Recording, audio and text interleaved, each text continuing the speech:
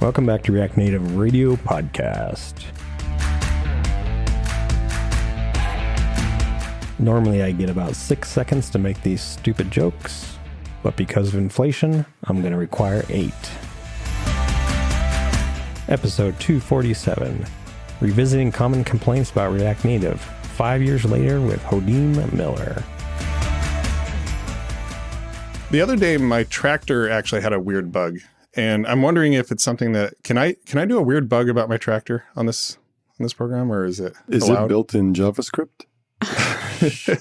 Isn't everything these days? I mean, I feel like it is. It's a 2012 tractor. I'm pretty sure everything is. Maybe it's in JavaScript. Like, you think you need an upgrade? The Tesla tractor. It's probably in like ECMA 3. You should get the M2 tractor. Let me tell you about the weird bug. So I was having this weird thing where, it all kind of coincided all at once. So it really, really confused me, because you know how the worst bugs are where there's two bugs that are interacting with each other. And that was what was happening. Yes. So first off, I had a hydraulic leak. So it was leaking underneath my tractor. And I had my buddy come over, because all the tractor repair places were just like jammed. They couldn't, it was like 6 weeks out. So my buddy, who is pretty handy, pretty good, he's not a mechanic, but you know, he works on his own stuff. He came over and he replaced all the hoses and stuff and got it working again. When I went to use it, it was working fine for like a few minutes. And then all of a sudden, like the bucket, you know, the front loader just started going really slow, like super slow. Like it would still work. It still had plenty of power, but it was just like in super slow motion, which made it really, really like awkward to use. I was trying to move some dirt back and forth, fill my flower gardens and, you know, get things kind of like leveled out and stuff. And it was so awkward because I just have to sit there like with the lever forward, waiting for the bucket to come down.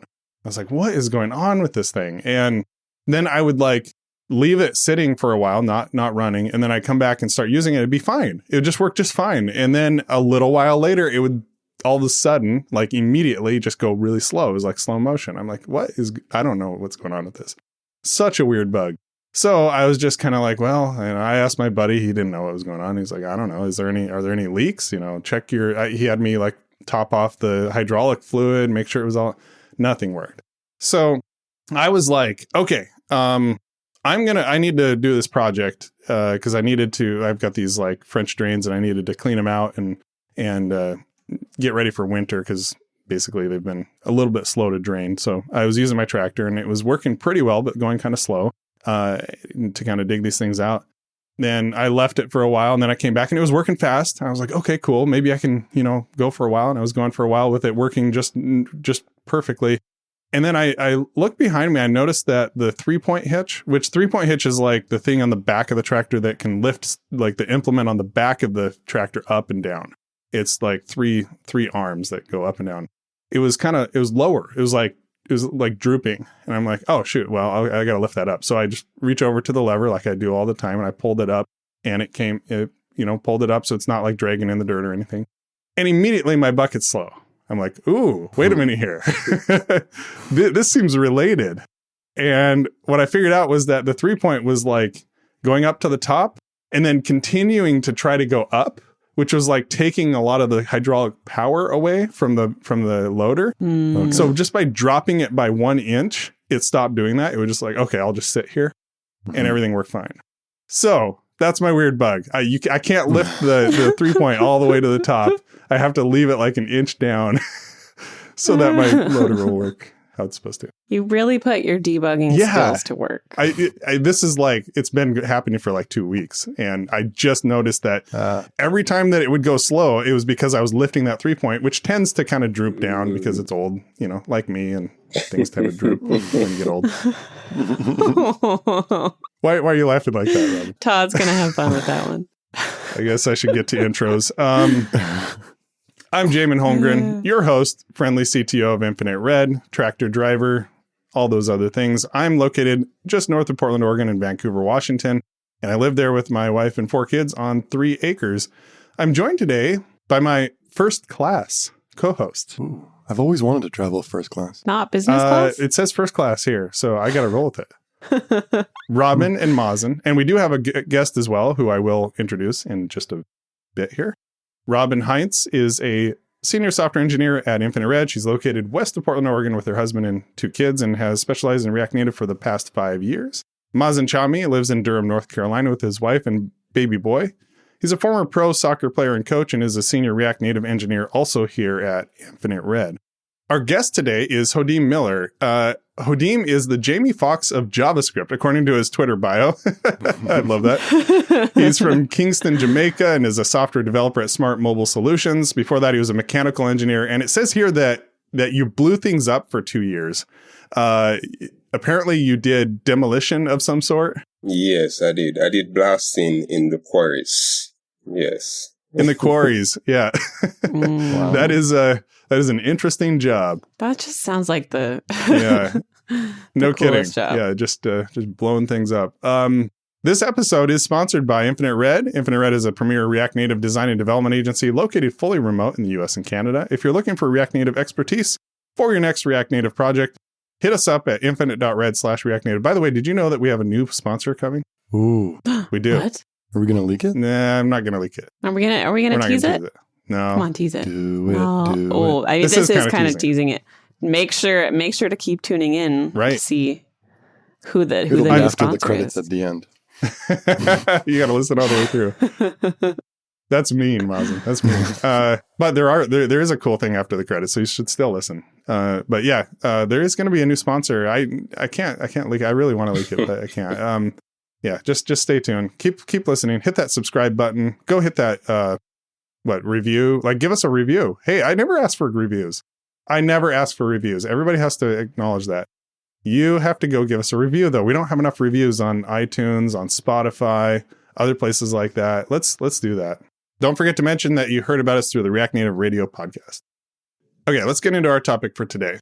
The title is Revisiting Common Complaints About React Native 5 Years Later. Hodeem wrote an article called What's Hindering React Native Now? And he kind of went through and found a bunch of common complaints from like 4 or 5 years ago and wrote them out into an article. First off, Hodeem, what sort of caused you to write this article? I'd love to hear sort of what the impetus was behind that. Okay, well, for me, I've been using React Native for some time now, and I really liked it because who doesn't? And I was wondering, what is it that is stopping this thing from becoming more popular, right? So I went all the way back as far as I could, and I dug up every complaint that I could find. And as I was going through the complaints, I recognized 2 things. 1, that there were common patterns among the complaints, and 2, that I really could not relate to many of the complaints.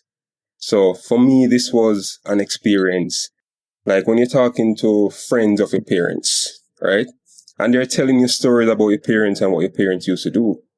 And it's really confusing because it's like, are we talking about the same person? Like, this sounds like a complete stranger. I've never met this person in my life.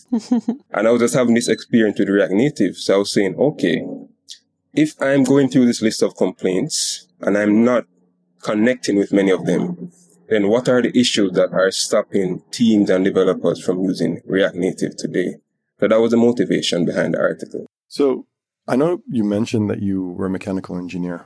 When you shifted into software engineering, can you give us a little bit more about your background? Like, what led you into React Native? Did you start off with React Native? Okay, so I fell in love with software development by accident, right? So what happened was I was getting some agricultural data by email in Excel sheets and PDF documents, and they were coming each week, in discrete samples.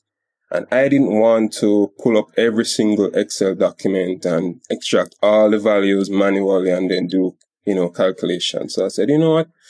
Computers are pretty smart and they're fast. So I'm going to get my computer to do this for me. So my first project was actually based in Python. But then after a while, you stumble around, you say, okay, I want to make this into a website. Then I want to make this into a mobile application. But when I said, okay, let me make this into a mobile application, Java, for me, just looked way too bulky. So I was like, nah, there's no way I'm going to be using this. I knew some JavaScript, and after doing some Google searches, I came across React Native. Never heard of it. But they said you could use JavaScript to write a mobile app for both Android and iOS. Now, to me, that was the coolest thing ever. Right? So that's basically how I came across React Native. That's cool. That's such a common like experience that a lot of software developers have, is that like they had a problem that they needed to solve and they're like, why am I doing all of this when a computer could do this for me? And that's how they like got bitten by the software bug, as it were. That's awesome. And it sounds like one of the things that surprised you was reading through these complaints. You were like, this doesn't sound like the React Native that I know. Exactly. I'd love to get into it. Let's just go ahead and dive into some of the things that you wrote. And they do, I read through these do hit. Like these do feel like, I mean, we were around back then and I remember this.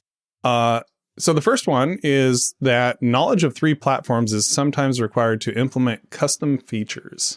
So, Hodeem, give me a little kind of your thoughts on that, and then I'll ask Mazen and Robin as well. Okay, well, these developers were saying that sometime to implement custom features, they would have to know about Android, they would have to know about iOS, and React Native, which seemed like a lot of work to just implement one custom feature.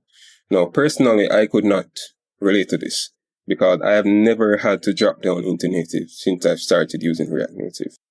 Never once? Wow. Never. I've never had to do it, which to me speaks to the maturity of the ecosystem. I have a similar experience, I'd say.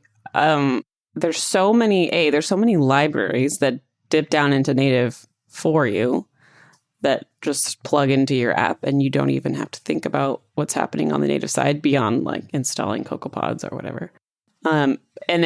There are some, depending on your desire to like very finely mimic what you can do on the native side, then you may be dipping into native more, but it's really optional. Like there's so much you can do without touching native. It's amazing. Yeah, I agree. I think the only time that comes to mind that I had to dip into native, there was an app I was building and we needed to pull Apple Health Kit data. And for some reason, workouts were never pulled. And every PR that did pull it, for some reason, was naming workouts as samples.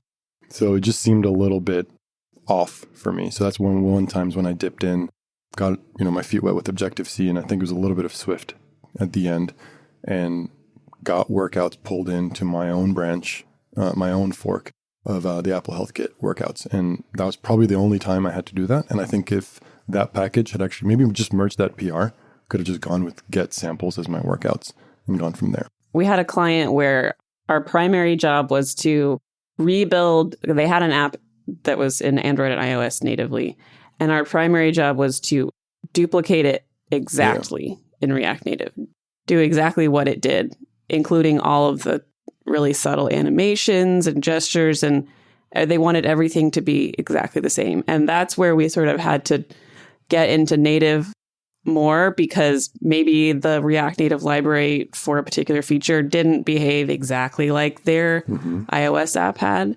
And that's kind of where you start to have to get your feet wet with native. But if you're building an app and you have control over what it looks like, and you are flexible maybe and like will accept what a library does, then there's no need. So I ran a Twitter poll because I was really curious about this one. And I asked, React Native developers, what percentage of your code is writing or editing native code, Java, Kotlin, Objective-C, Swift, C++ versus JavaScript or TypeScript? 72% said less than 1% native coding. I think that basically means none. I said less than 1% because sometimes someone will go ahead and tweak one little thing. That I don't really count that, But like 72%, 20% less than 10%. So that means that 92% were less than 10% of their time was spent in any native code at all. Like it was just JavaScript and TypeScript. And then 8% more than 10% of native coding. So I purposely kept those percentages very low because I knew it was going to be low. I just wanted to see where the line was. 92% being below that very low line, I was like, okay, yeah, clearly it has changed quite a bit over the years. And that all goes to what you said, Hodeem, where you never had to do it. And that is a very low number for for an ecosystem that requires and needs a lot of native items. So it speaks to the maturity, like you mentioned. Like React Native has come a long way, and there are a lot of people that, probably touch it more than 10%. And those might be the maintainers of these big libraries that we use on a daily basis. So we have them to thank for that. Let me jump to the next one. It is heavy investment in bridging infrastructure may be necessary to implement custom features. So this one sounds pretty related to the previous one, Hodeem, but give me your thoughts on this one. To be honest, I'm not sure what exactly the complaint was referring to, because I believe I pulled this one from an article written by someone from the Airbnb team. So, yes. Okay. So I'm not sure if they were referring to the work that was done to implement the legacy architecture or the work done to implement and integrate native modules. So I'm not really sure what exactly they were referring to here. Yeah, to me, it sounds a lot like the previous one, which is basically having to write some native interfaces to be able to allow custom features within React Native. And at this point, Airbnb is pretty infamous for the issues that they had with React Native. And as time has passed, it's become pretty clear that they're pretty unique in the experience that they had, and a lot of other companies have had success despite Airbnb's experience. I don't know if they'll disagree with me on this and take this the wrong way, but I think if they gave React Native a second chance, I think they would come back and be okay with all the issues they had. And that's just I don't know. I just think they should give it a chance. If they really are interested, I don't know. That's on them. But I think if they were to come back, that article would probably just go away. Well, and they've admitted that it was more like the internal structural issues at Airbnb that made React Native not the right solution for them, not necessarily things inherently wrong with React Native. We've talked about this before, for sure, the whole Airbnb thing. Did we do a whole episode on it? I don't remember if we did a whole episode. I wasn't Maybe we on did. the podcast. I can't remember now. I don't remember if we did or not. Maybe that was pre-us on the podcast. I don't remember. But we did talk about it in Chain React and a panel. And there was definitely a lot of, the reality is that you do need organizational buy-in from people.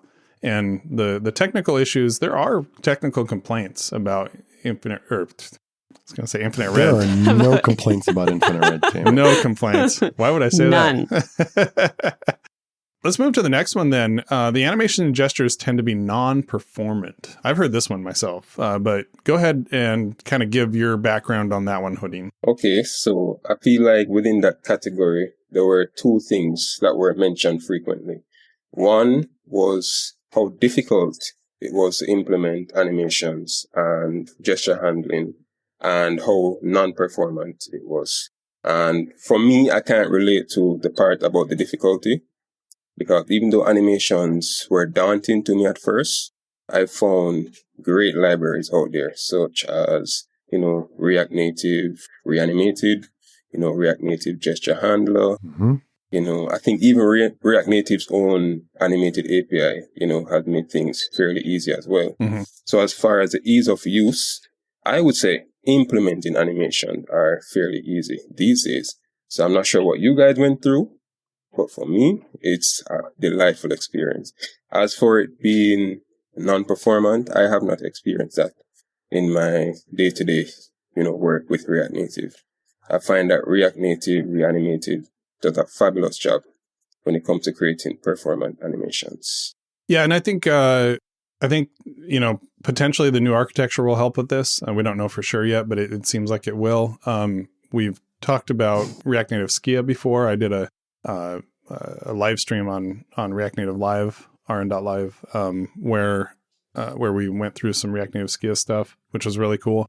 There's other stuff like Lottie, where you can do animations. I think a lot of that was caused by the bridge, and getting rid of the bridge is going to be helpful. But there have been a lot of solutions that have been, kind of created throughout the years to deal with this. And we don't really deal with a situation where the performance of animations and gestures is really, top of mind. It seems like most of the stuff we do, it doesn't seem to get in the way. Yeah, I think I've mentioned it on the podcast a lot. Yeah. I'm a huge fan of React Native Reanimated, and I feel like if you follow the docs correctly, I think you won't run into any of these performance issues. We had Christoph Majira come on React Native Radio 236 to talk about Reanimated 2 and 3. And that's a good one to go listen to if you are interested in more on the animation side of things. All right. Another thing on your article, Hodeem, was implementing in-app navigation isn't easy. So give me a little more context on that one. Well, the essence of the complaint that I saw was that it was not easy to build a fluid and maintainable navigation flow for both iOS and Android. Right? I'm going to sound like a broken record. I cannot relate to these complaints. All right? Yeah. So whether it's using React Navigation or React Native Navigation, I've not had problems with implementing navigation in React Native applications. 5 years ago, when we first started doing React Native apps, we were still using React Native Router Flux, if I remember right. And React Navigation was the new kid on the block. And in the past 5 years, React Navigation has basically become the default. And it's like, it is the gold standard. And it itself has come a long way since V1. It's on V6. Yeah. No, something like that. And the API has changed a lot. It's come so far. And I really don't find navigation to be a pain point anymore. But it is true that it was a pain point 5 years ago. But we've really settled into React Navigation as the default, and it works well, and it does everything. Yeah, and a shout out to React Native Screens and the people over in Software Mansion who are working on this stuff, because that kind of enables that native experience that we've been looking for. Yeah, in-app navigation is something that I think it really does need to feel really good. It needs to feel awesome, because navigation's it does.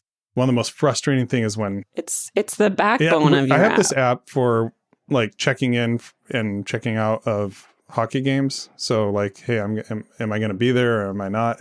They kind of need to know, because I play goalie. If I'm going to be there. And the navigation is so janky. It's so weird. It makes no sense at all.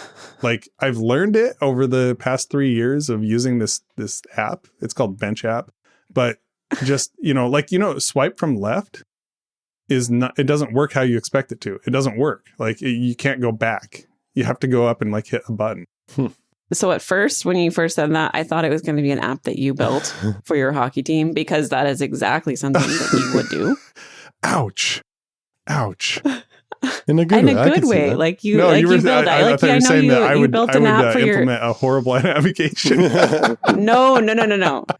No. That you would build an app for your hockey team. I have thought to about solve a problem. You built an app for your family. You built an app for your church. Like, that's what you do that until you said the navigation was bad. Then I was like, wait. Okay. Maybe it was nicer than I thought. I'm like, it was horrible. It was. And you're like, that's exactly what you would do. I thought that until you said it was bad, and I was like, no, there's no way. Well, do you know what it's built in? It's Is native. It like some kind it's of native for sure?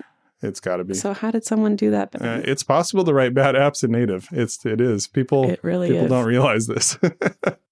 I've thought about it. It wouldn't be that difficult. I don't think. It's just checking in and out. You do have to have a way to notify people and so all that stuff. Yeah. Firebase. I could totally write something using Firebase or Supabase or something. It'd be kind of fun. So many projects.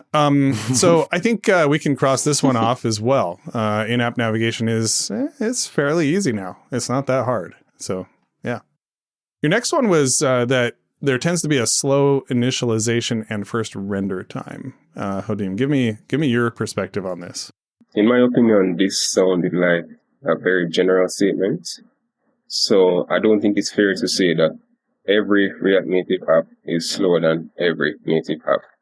But I think the key metric that this person was highlighting was the time to interactive, the TTI, right?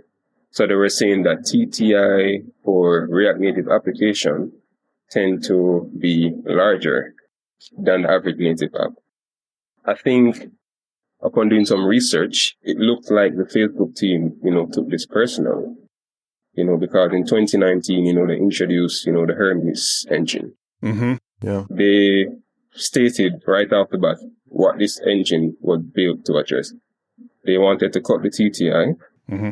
They wanted to cut the memory consumption, right? And they also wanted to cut the bundle size. So I think the community will agree that, upon using Hermes, they have seen considerable improvement in load time for React Native applications. So I definitely agree. if we're not all the way there as yet, we have made significant progress in the last few years to tackle this issue. I would also say it also just really depends on the app. There's so many factors that go into your TTI, and it can be due to things that aren't related to React Native at all. I mean, it could be your API is slow. It could be your components aren't performant, and there's tons of tools out there. Flipper and React Native dev tools, for one, give you a lot of visibility into maybe what your slow components are, and you can swap out things like React Native fast image for your images. There's a lot of tools to help improve that metric as well. I think that Turbo Modules is going to help with this as well, because they have the lazy instantiation. So instead of like before, what happened with native modules, custom native modules, is everything would have to be initialized, no matter if it was going to be used for an hour later, it would have to be initialized as soon as you started the app. Where Turbo Modules lazy initialization allows you to delay that until you're closer to whatever it is that you need to do. If there's a screen in your app that only gets used very, very rarely, but you need a native module for that, it gets initialized once you kind of navigate to that screen. So I think that's another piece of this. So it is getting better, but I do think that it's probably a valid concern. There's a lack of parallel threading or multi-processing support. I think that is a reasonable complaint. Hodeem, what are your thoughts on that? To be honest, I have no thoughts on this one. I mean, I think from my perspective, obviously you can drop into the native layer to get parallel threading, multiprocessing support, but that's not how the JavaScript engine works, how it's designed. Now there are some libraries out there that allow you to do this, and I think that the non-blocking nature of JavaScript makes this pretty good. Not only that, but the JavaScript environment itself runs in a background thread, so you're not blocking the main UI. So I think there's some ways around this for sure, but it is something to keep an eye on.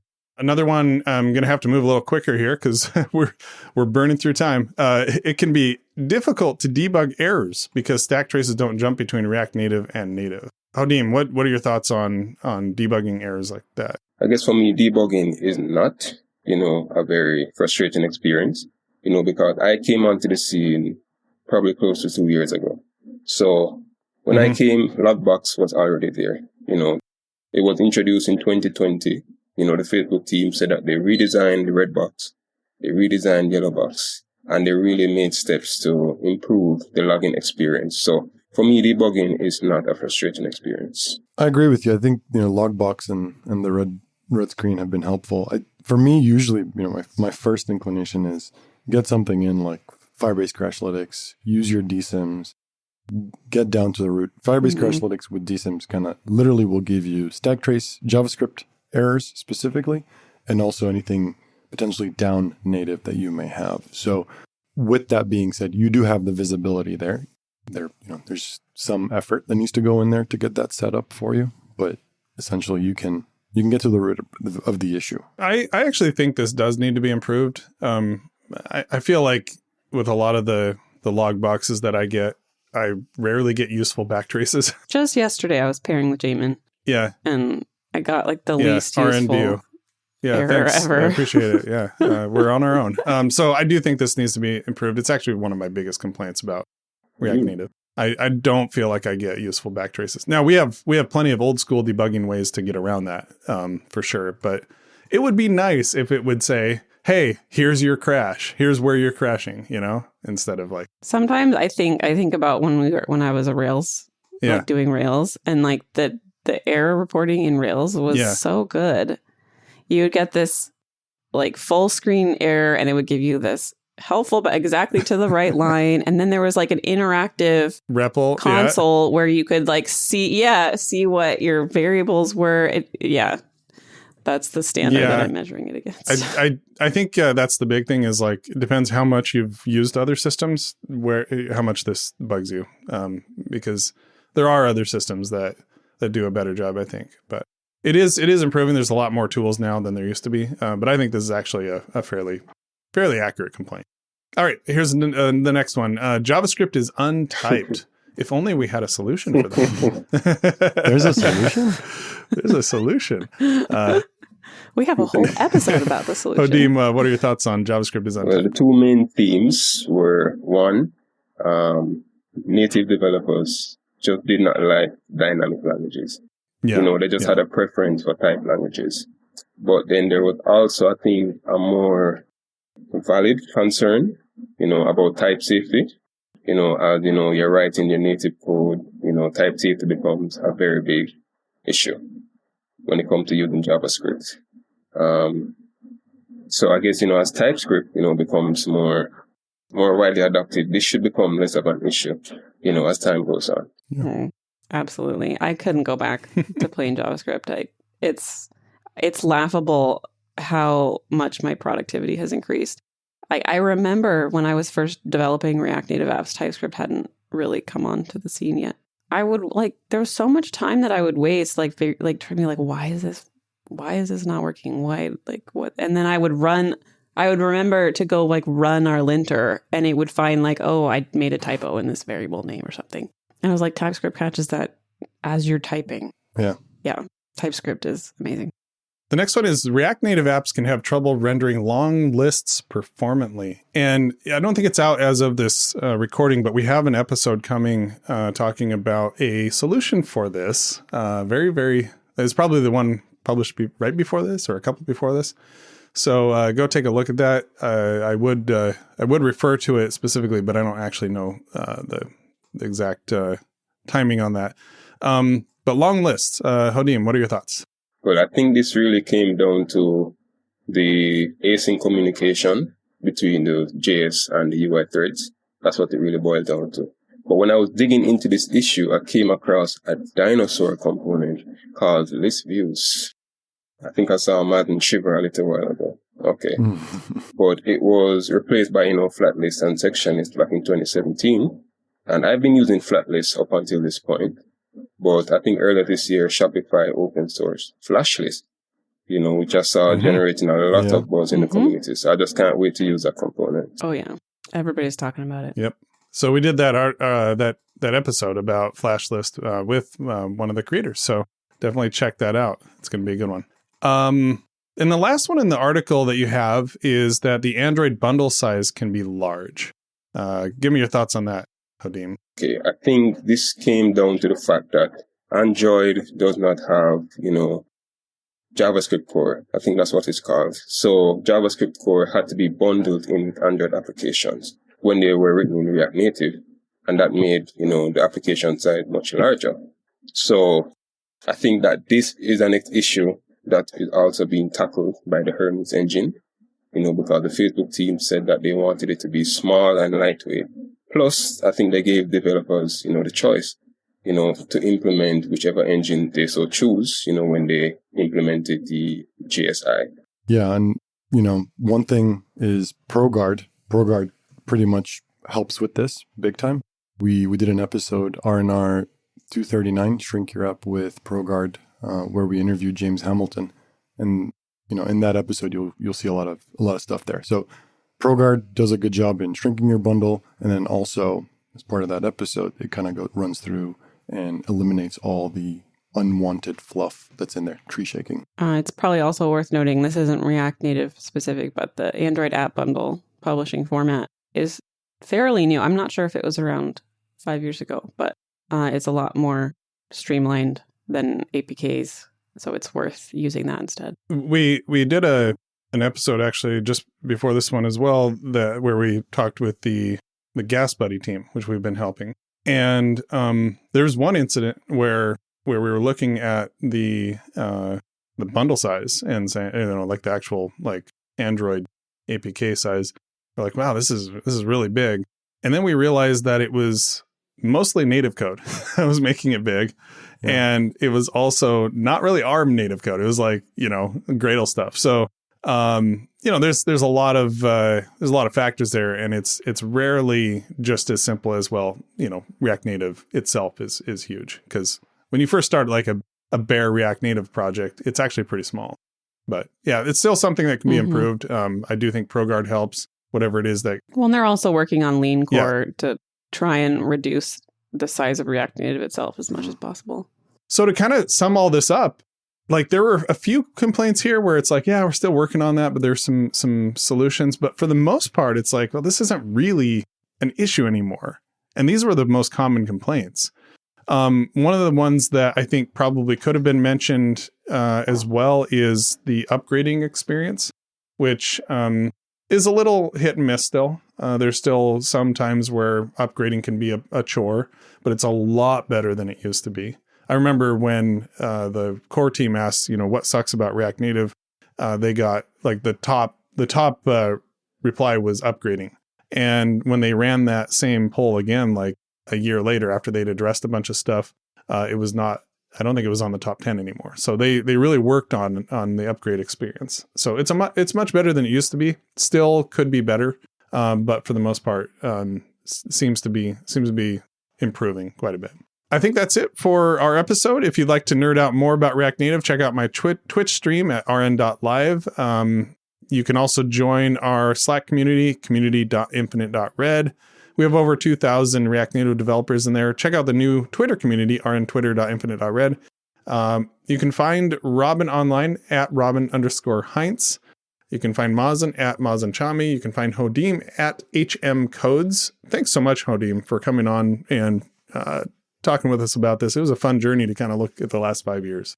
Thanks for having me, guys. I really enjoyed it. Yeah, absolutely. You can find me at Jamin Holmgren and React Native Radio at React Native RDIO. As always, thanks to our producer and editor, Todd Worth, our assistant editor and episode release coordinator, Jed Bartoski, our designer, Justin Husky, and our guest coordinator, Derek Greenberg. Thanks to our sponsor, Infinite Red. Check us out at infinite.red/React Native. Make sure to subscribe. Go give us a review on your podcasting platform. Really appreciate it. Robin, do you have a mom joke to finish things off? Did you hear about that new band, 923 megabytes? No. They're good, but they haven't got a gig yet. Cut. See y'all next time.